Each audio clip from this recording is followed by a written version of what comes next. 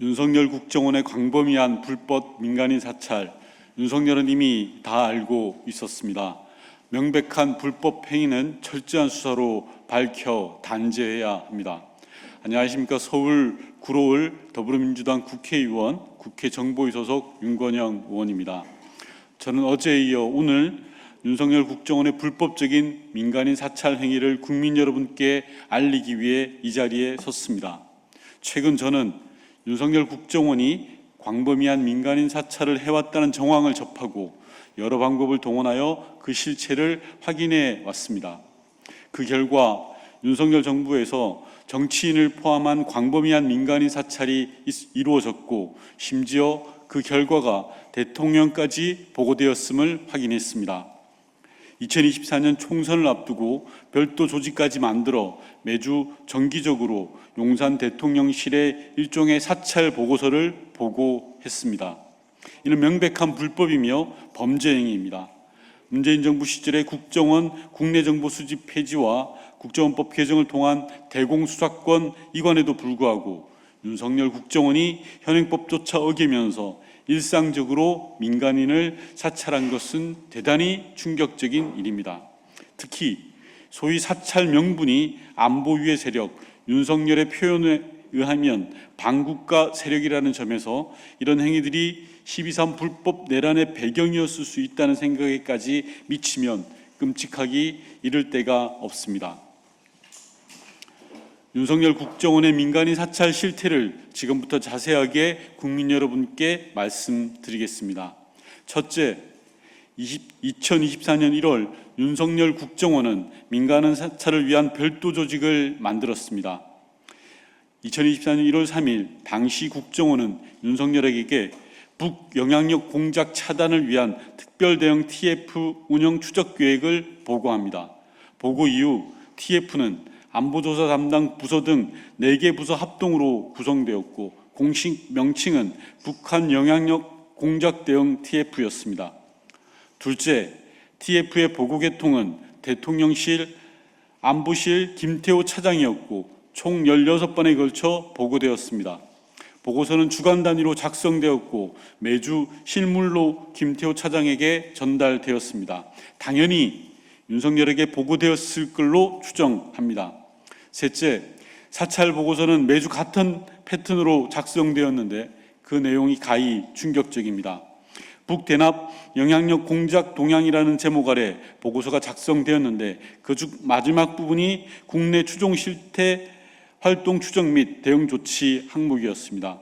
어떤 인물이 윤석열 탄핵을 추정했다는 등 북한과는 관련이 없는 명백한 정치 동향 보고였고 사실상 민간인 사찰이었습니다.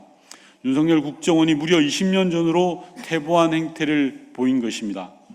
넷째, TF의 민간인 사찰 피해자 규모는 30여 명에 달할 정도입니다. 최초 대통령에 보고된 TF 운영 계획서에 첨부된 소위 추적 대상자 7명을 포함 주 단위 보고서에 포함된 대상자는 28명가량 됩니다. 대통령에게까지 보고된 주요 인물, 즉 추적 대상자 7명에는 양경수 민주노총 위원장과 김민웅 촛불행동 대표가 포함되어 있습니다.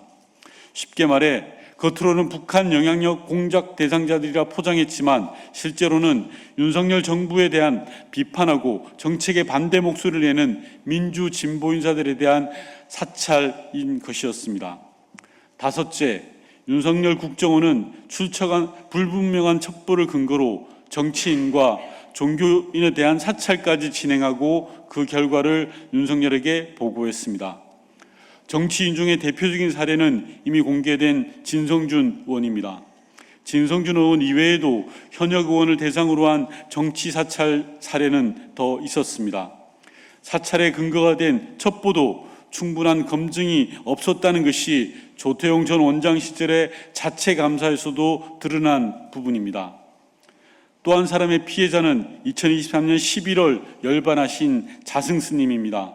당시 국정원 1차장 산하 대테러 부서와 2차장 산하 안보조사 부서가 합동으로 자승스님 열반 현장에 출동했습니다. 이후 2번의 보고서가 작성되었으며 당시 실무자들조차도 갑자기 왜 자승스님 열반 현장을 가라는 것인지 몰랐다고 합니다. 한 종교인의 죽음에 왜 국정원 직원까지 출동해야 했는지, 그 지시는 누구로부터 어떻게 내려온 것인지 밝혀야 합니다. 이 같은 윤석열 국정원의 광범위한 민간인 사찰은 사실상 불법 계엄의 배경이 되었던 것으로 보입니다.